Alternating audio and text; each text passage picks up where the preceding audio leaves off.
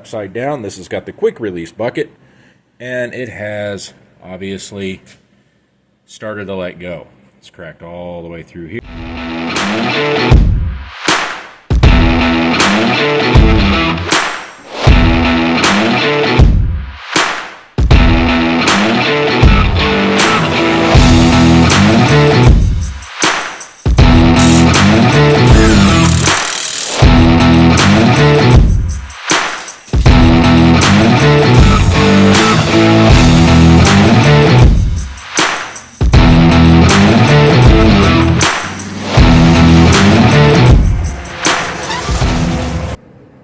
Welcome back, everybody. We are working on a different project in such a way that it is not an automobile. So I really like working on older cars, older trucks, Jeeps, as you've been watching and as you've probably seen up to this point in past videos. At this time, the easiest way for me to fund those projects is through side jobs, side hustles, if you will. And that's what we have here today. Called me up. A customer called me up and said, hey, I've got an issue and I'm wondering if you can fix it. And I've worked with this gentleman before, and I said, absolutely, it's metal. I can probably get it done for you. Just bring it by. And so this is what he brought me.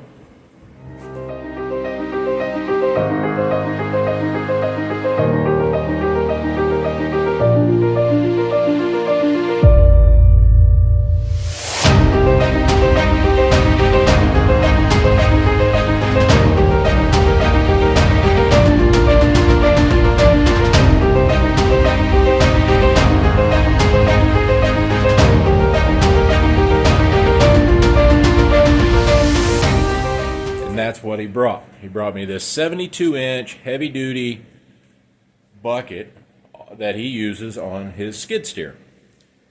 And it, like a lot of that equipment, takes a lot of abuse.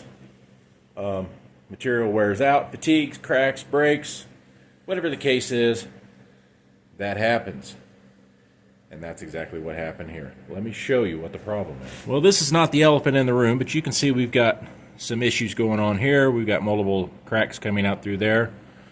This is the big problem. This bucket is currently sitting upside down. This has got the quick release bucket, and it has obviously started to let go. It's cracked all the way through here, all the way up to there, and thankfully that's where it stops.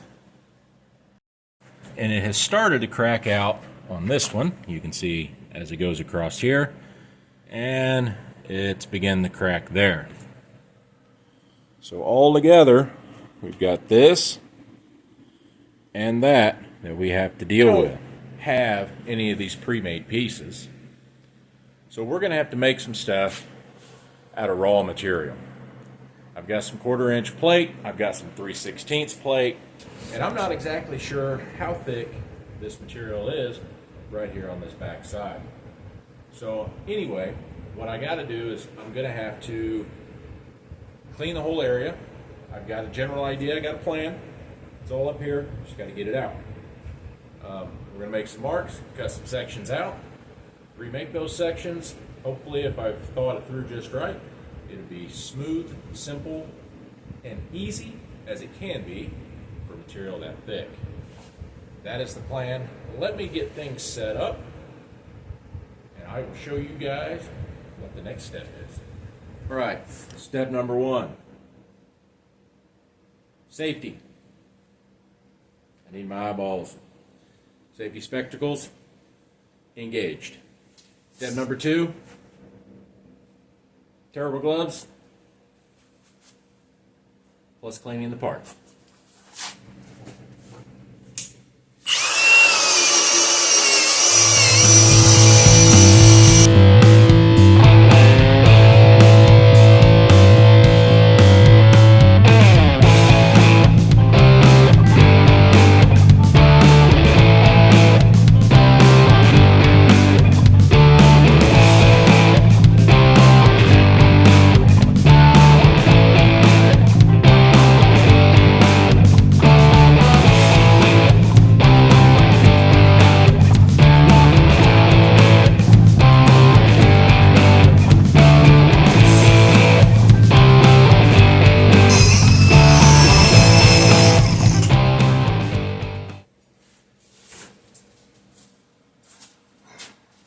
Alright, now that we've got those general areas cleaned up, I'm going to start marking the areas out as to where I'm going to cut it.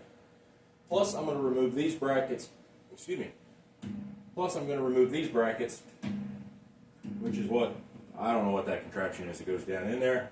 It's all part of this quick release. Anyway, I need to save these because I do not have replacements, and they're decent enough shape. They can be welded back on with some minimal prep work. So let me grab my stuff, get this marked out, and we'll figure out, I'll show you guys where I'm going to cut it at. Let's take a guesstimation on where we need to be. See, it looks like come in about here. This will get rid of the crack and fatigue material. Alright, so we're going to go 2 1/4 off the edge of this, 2 1/4 off the edge of this. I like things to be symmetrical. If not, I mean, okay. Granted, nobody's really going to see it. Now, granted, nobody's really going to see it. It's not going to affect the function of it. But when I see it, maybe I won't get the twitch. And it gets rid of all the cracked areas. Anyway, back to it. All right, we're back. We are back. We are back. Got my little square. It'll work out perfectly. Anyway.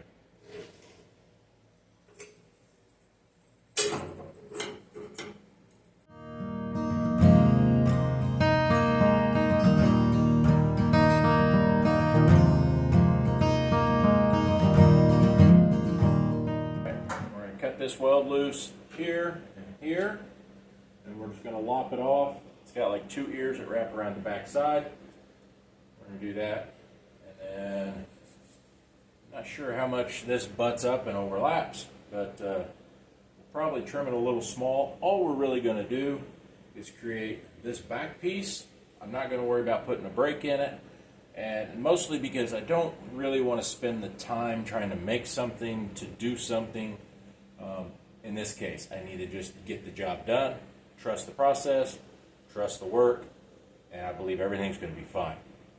Like I always say, it's going to be better than it is, and at least as good as it was.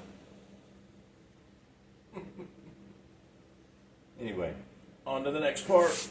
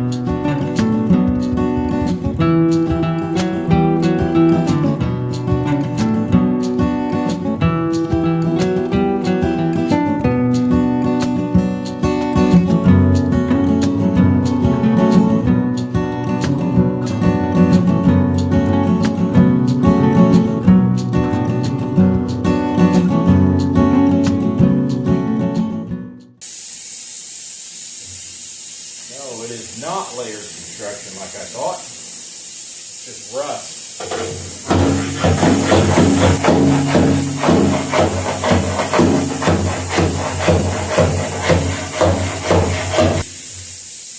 Wow. Nasty in there. Anyway, it's not near as thick as I thought it was going to be. That's good. I think I'll put a thicker plate back in there. I don't know, I'll give it some thought. It's either going to be 3/16 or quarter, which is going to be a bit thicker than what I think I'm seeing right now. Let me get set up to finish the cut.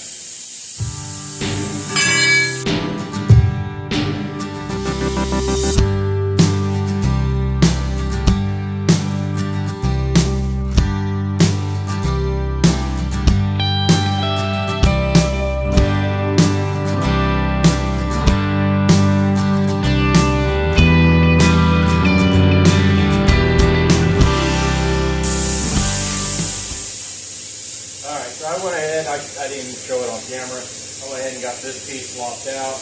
Trim this back up a little bit more. I'm going to have to get in here probably with a needle descaler and try to do a little preventative form. This bucket probably doesn't have a whole lot of life left in it. Most of the heavy rust that I am finding is on the inside curved part of the bucket. But what I'm actually seeing is the backside, and it's really thick. So we've lost a lot of life there.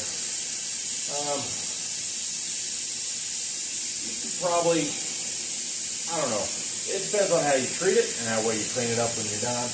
But this is a non-serviceable area, so when it goes bad, there's not much you can do other than replace it or replace a section of it. But the issue is going to be time, material, or labor and material, however you want to look at it. As you know, I've got grinding wheels, I've got electricity that I'm using, things of that nature. All that's got to be factored into whatever your rate is. And it can get to a point where it's not cost efficient to repair it. And at some point that decision will need to be made. I think we can get, at least with this repair, not knowing how fast this is decaying, maybe another 5 years, maybe a little longer. If it starts to decay all the way through, you could put reinforcement layers on the inside and get that to last a little longer, providing the rest of it is holding up. I think the only place that it's actually layered, I can't say for sure, maybe here in this lower spot, obviously through here.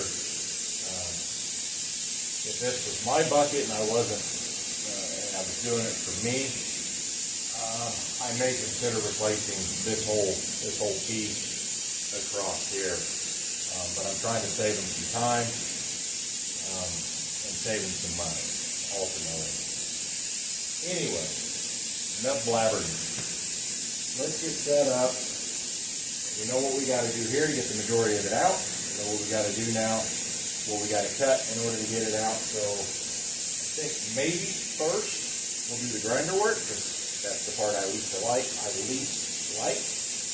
And then we'll get back in and finish the cuts with a plasma cutter, and we'll move on from there.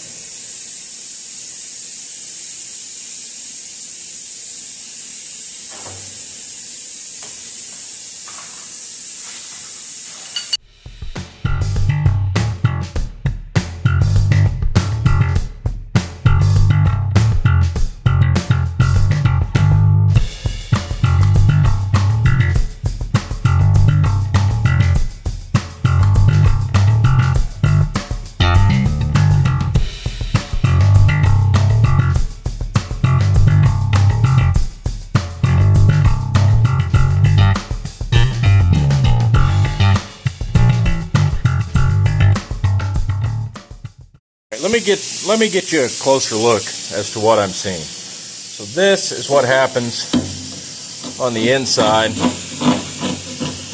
I mean, you can look and see how thick that stuff is. That stuff all builds up, flakes loose from the inside, material thins from the inside from the corrosion.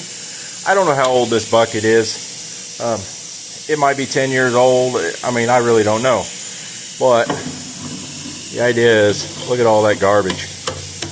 Alright, when that stuff starts holding moisture, which it'll get moisture in there, when it starts holding water and things decay, this acts just as dirt does, and it keeps everything wet, and the process of rusting away or rotting or decaying or whatever you want to call it, that's what happens. That'll speed it up. So you can see kind of the depth of some of that stuff, how thick some of that rust is. That's why I'm going to have to get that needle descaler in there. And you can especially see it there on the low side when this bucket is sitting in the upright position. Fortunate, it is what it is. The idea is we'll get this thing back up and going, functional for several more years.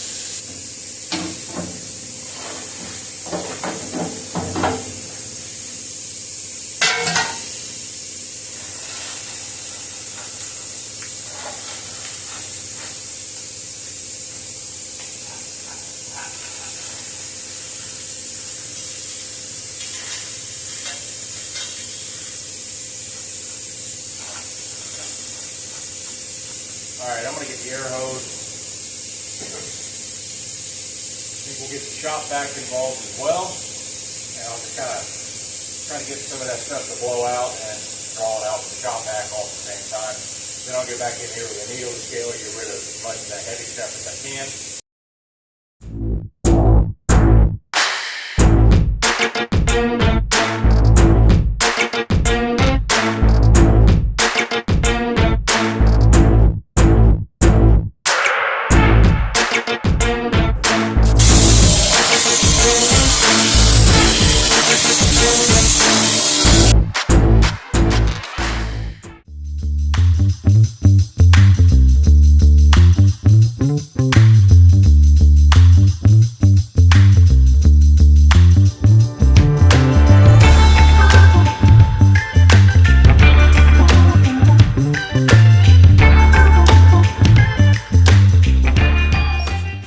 First step, take some dimensions.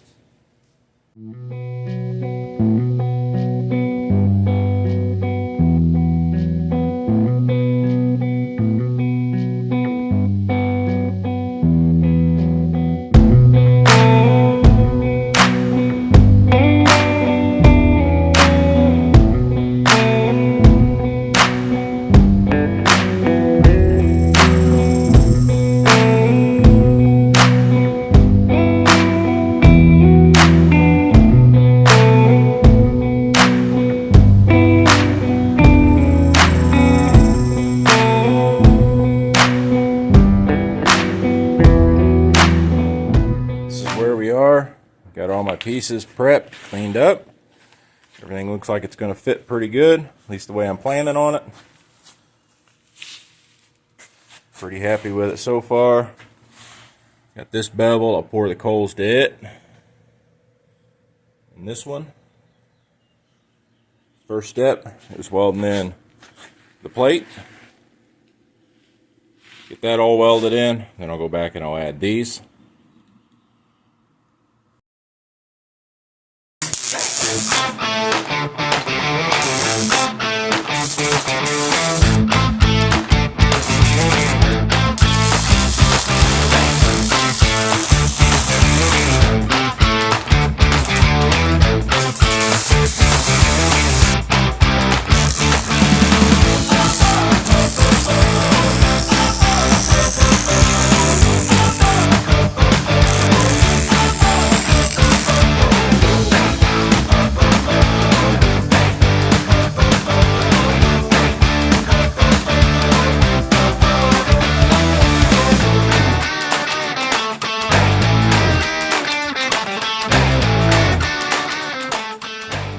Alright, everything is prepped and ready for some new weld. Focusing on the cover pass.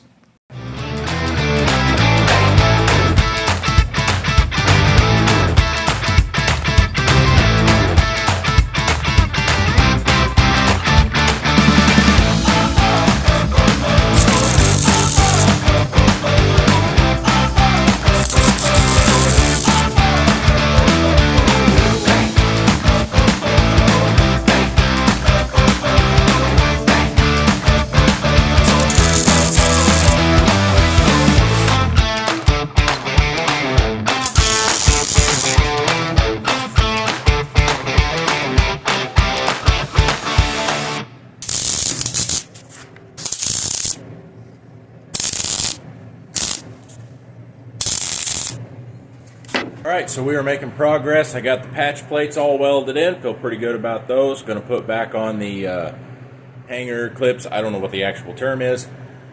Got those tacked back on. Start pouring the coals to those. And then I've got this one other spot I got to fix. About doing is just getting it sealed up and then running a pad over it. Both sides. I'll tie everything back in. At least that's what I'm thinking. I'm going to give it a go. The only other option, I don't really want to cut it out and do the same type of repairs I did here. If I do anything, if this don't work out well, what I'll do is I'll just weld a patch plate, kind of like a band-aid over top of it, and we'll call it good.